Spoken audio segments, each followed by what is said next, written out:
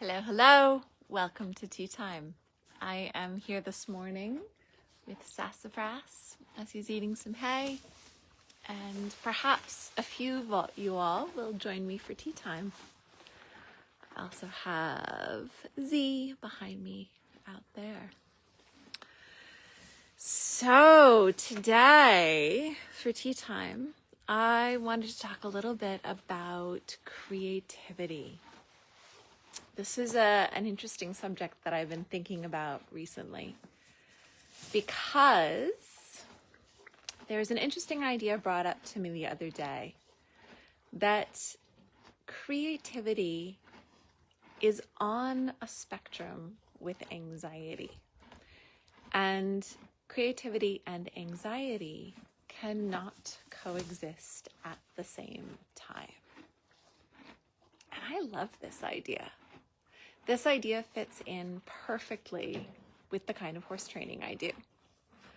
So if we take the idea of creativity, what is creativity?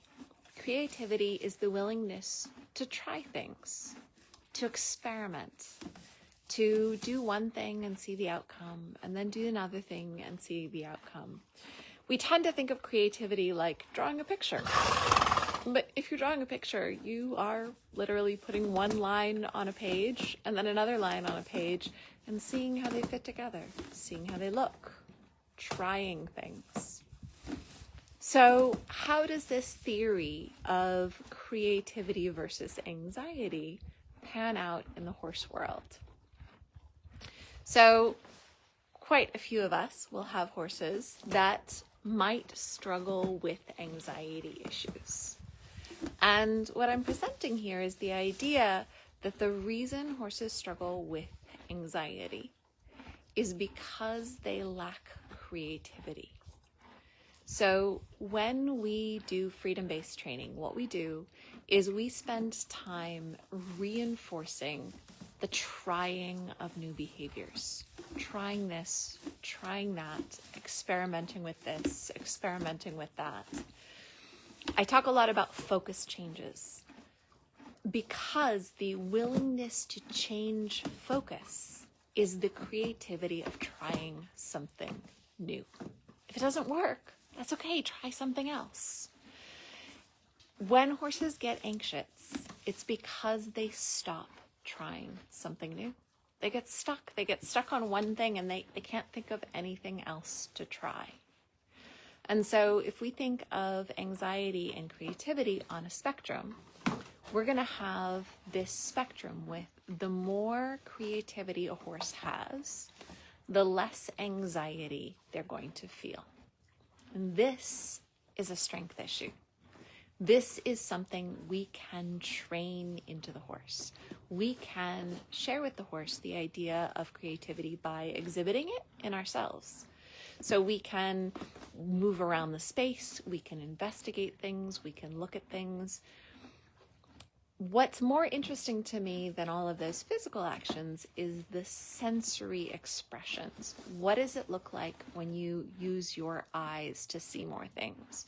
What does it look like when you use your nose to smell more things? What does it look like when you use your ears to hear more things? This is the ultimate creativity from an emotional standpoint, in my point of view. When we demonstrate using our sensory system, horses are naturally mimickers. Horses will want to mimic behaviors they see. So when we place a lot of emphasis on the sensory system, the horses will start to copy that. And as they copy it, they will get better at using it. And as they get better at using it, their creativity will get stronger. Creativity is on a spectrum with anxiety. The less creativity our horses have, the more anxiety they will have. The more anxiety they have, the less creativity they will have. So we want to acknowledge this spectrum and see if we can build habits and patterns where we are nurturing them into the creative side of the spectrum. If one thing doesn't work, try another one. If that doesn't work, try another one. How do we reinforce them and encourage them and support them in trying new things with the easy flexibility to try something else if it doesn't work. And I think this has much more to do with the sensory system than it does with the physical body, but you could use it in any sense you wanted to. So that's what I've been pondering this week, this idea that anxiety and creativity are on a spectrum. And when we nurture creativity, anxiety naturally dissipates. So I'm going to keep this tea time short and sweet today. I've got a lot of stuff I need to go do on this beautiful winter day. And I hope that's just a little bit of inspiration for you guys to think about creativity as the solution. Lucy asks, how do you balance creativity and consistency? Such a good question.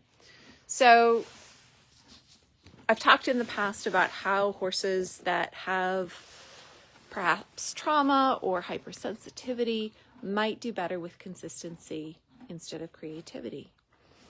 But that doesn't mean that they can't be nurtured into more creativity. We can't force them to be creative. That would be counterproductive.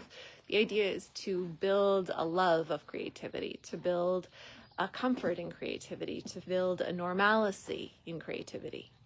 And so what we do with horses that like consistency, even horses that like consistency will have maybe 3 different things that they like being consistent about. So creativity is how many different ways could you combine those 3 things that a horse is comfortable with. You won't expand it until they're comfortable with those combinations. And you expand their creativity very, very gently if that's what they need. So this actually calls on the human to be more creative within the realm of consistency. Your horse may need consistency. They may not be ready for exploring the world in a large variety of ways. But there's a million tiny variations that can be explored creatively within the context of consistency for the horse you're working with. So thank you, Lucy, for the question. I am going to say goodbye now, and happy Tuesday. Thank you guys for joining me for tea time. I hope those are a few thoughts for your week, and I look forward to seeing you guys next Tuesday.